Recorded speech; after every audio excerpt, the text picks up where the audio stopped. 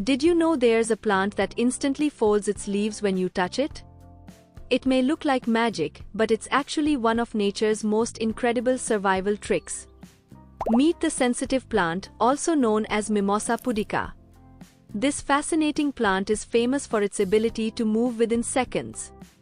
The moment you gently touch its leaves, they quickly fold inward, and the stem may even droop down, making the plant appear wilted.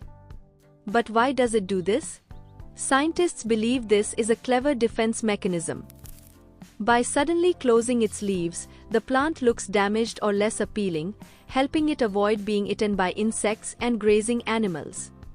After a few minutes, once the danger has passed, the leaves slowly open again and return to their normal position. Here's an even more amazing fact.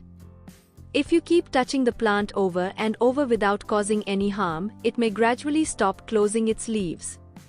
This helps the plant save energy by recognizing that the repeated touch isn't actually a threat. Nature never stops amazing us. Follow for more incredible plant fun facts, and I'll see you in the next video.